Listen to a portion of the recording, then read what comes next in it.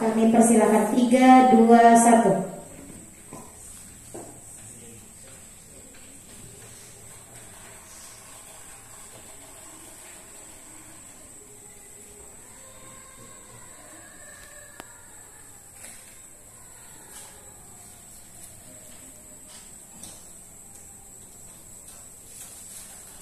Assalamualaikum warahmatullahi wabarakatuh. Waalaikumsalam warahmatullahi wabarakatuh. Alhamdulillahilladzi arsala rasulahu bil huda wa dinil haqq liyudhhirahu 'alad dini kulli wa kafa billahi syahida. Amma ba'du. Allahumma sholli ala sayyidina Muhammad wa ashkilil dhalimin wa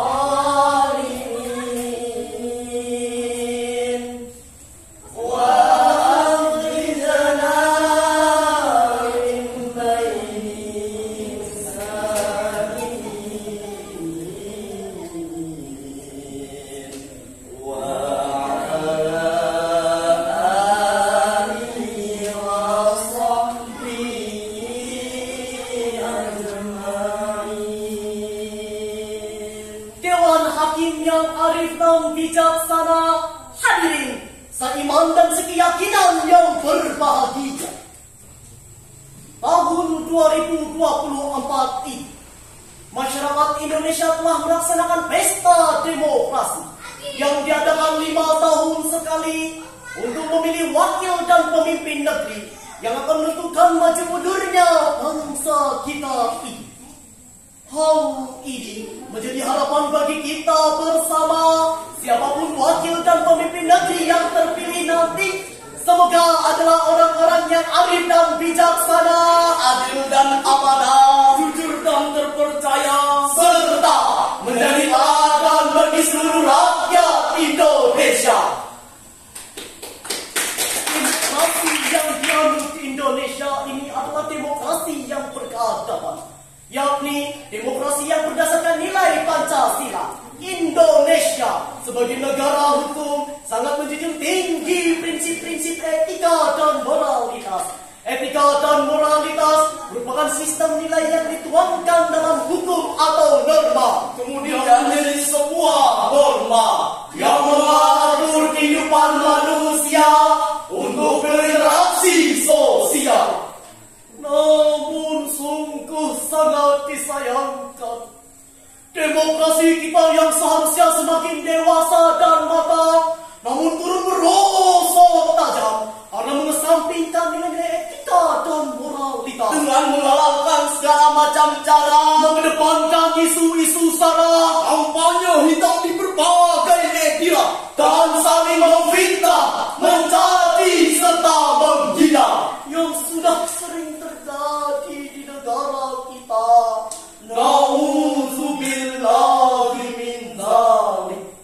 Lantas hadirin, bagaimanakah etika dalam berdemokrasi di Indonesia menurut Islam? Dalam ajang MTQ yang ke-10 ini, kami hadir dengan sebuah syarahan Al-Quran yang berjudul Etika Berdemokrasi di Indonesia dalam Perspektif Al-Quran adalah tema yang akan kami uraikan dalam kesempatan kali ini. Dengan landasan awal, mari kita dengarkan penggalan firman Allah dalam Quran surah Al-Hujurat ayat 11 sebagai berikut.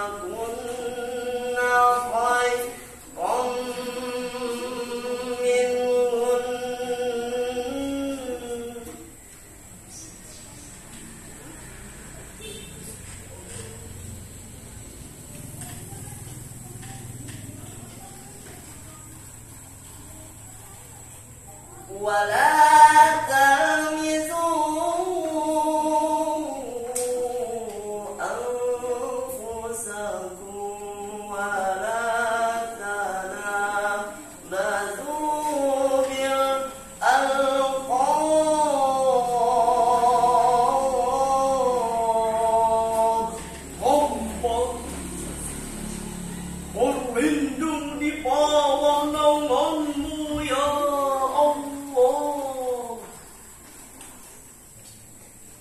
Dari setan yang terkutuk dengan menyebut nama Allah yang Maha Pengasih lagi Maha Penyayang. Wahai orang-orang yang beriman, janganlah suatu kaum mengolok-olok kaum yang lain, karena boleh jadi mereka yang diolok-olok itu lebih baik daripada mereka yang mengolok-olok. Dan jangan pula perempuan mengolok-olok perempuan lain, karena boleh jadi perempuan yang diolok-olok itu lebih baik daripada perempuan yang mengolok-olok. Janganlah kamu saling mencela dan saling memanggil dengan julukan yang buruk. Dewan Hakim yang kami muliakan, hadirin yang kami banggakan, sababun nuzul pada ayat tersebut dalam Al-Quran dan tafsirnya Kementerian Agama Republik Indonesia halaman 409, bahwa ayat ini berkenaan tentang peristiwa di kota Madinah. Saat itu Rasulullah tiba di Madinah dan melihat banyak dari kaum orang Ansar yang memiliki nama lebih dari satu julukan. Jika kadang mereka sahabat, kerabat, dan teman dekat mereka, ada memanggil mereka dengan julukan yang tidak disukai oleh mereka. Hal ini kemudian dilaporkan kepada Rasulullah, lalu turunlah ayat tadi. Hadirin, kata yaskor dalam ayat ini berasal dari kata yaskoru sahron, yang berarti merendahkan dan menundukkan. Makna tersebut berkembang menjadi mengolok-olok, mencaci serta menghina. Imam Ibnu Katsir dalam tafsirnya jilid 4 halaman 430, beliau mengatakan, Allah Subhanahu wa Ta'ala melarang kita untuk mengejek dan menghina orang lain. Demikian pula yang telah ditetapkan dalam salah satu hadis sahih bahwa Rasulullah bersabda, Al-Kibru ba'rul haqqi wa ghamtun nas. Kesombongan itu adalah mencampakkan kebenaran dan menghinakan manusia. ayat dan hadis ini menjadi peringatan dan nasihat bagi kita dan juga orang-orang yang beriman, bagaimana beretika yang baik dan benar dalam lingkungan masyarakat. Maka hendaknya kita sebagai orang yang beriman harus memiliki sifat tawadu, rendah hati, serta menginsafi diri pribadi. Lantas hadirin, Bagaimana wajah demokrasi di negeri ini? setelah 26 tahun reformasi, masyarakat Indonesia masih dihadapkan tentang persoalan tersebut. masih segar dalam ingatan kita tentang debat capres cawapres kemarin. Setiap kelompok lebih fokus menjatuhkan dan menyerang secara personal daripada menyampaikan ide dan gagasan yang fundamental, mengolok-olok dan menghina secara brutal, serta meninggalkan nilai-nilai etika dan moral, sehingga mereka lupa akan penyampaian program dan solusi berbagai masalah yang ideal. Bahkan dari tahun 2014 kita mengenal istilah yang namanya cebong, kampret, dan gadrung sebagai hinaan dan olokan kepada salah satu kelompok pendukung.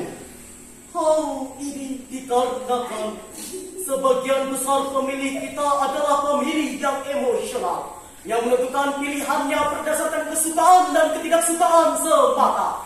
Akibatnya mereka mudah dibohongi dan diprovokasi, sudah diadu domba, serta termakan isu dan informasi dusta. Situasi ini pun dimanfaatkan oleh mereka untuk bermodal kata, kampanye semata, janjinya pun janji buta. Karena itu menjadi motif utama tujuan mereka. Mahasiswa rakyat miskin kota bersatu padu rebut demokrasi, gegap kita dalam satu suara demi tugas suci yang mulia. Hari-hari esok adalah milik kita, terciptanya masyarakat sejahtera, terbentuknya tatanan masyarakat Indonesia baru tanpa orba. Marilah kawan, mari kita kabarkan di tangan kita tergenggam arah bangsa. Marilah kawan, mari kita nyanyikan sebuah lagu tentang pembebasan.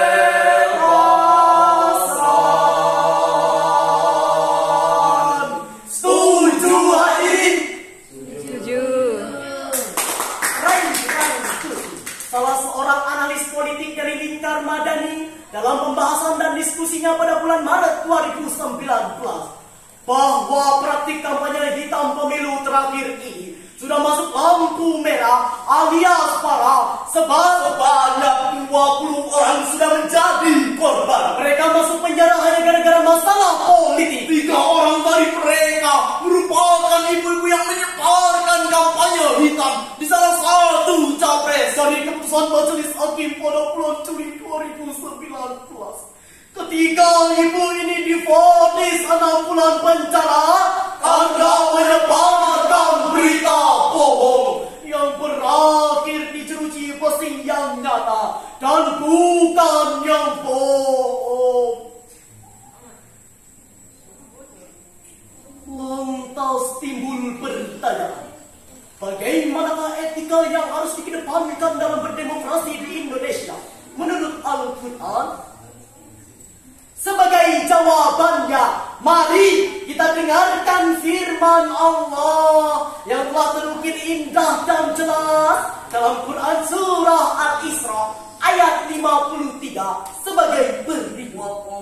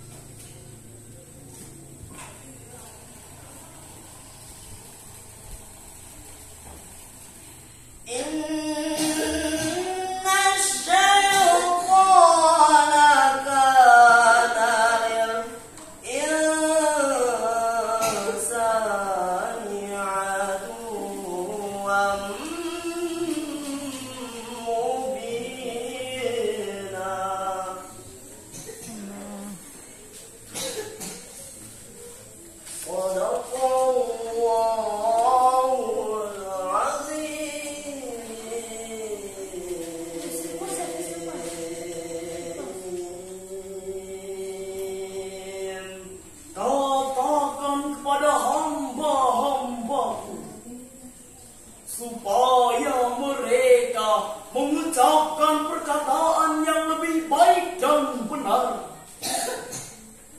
Sesungguhnya setan itu selalu menimbulkan perselisihan di antara mereka.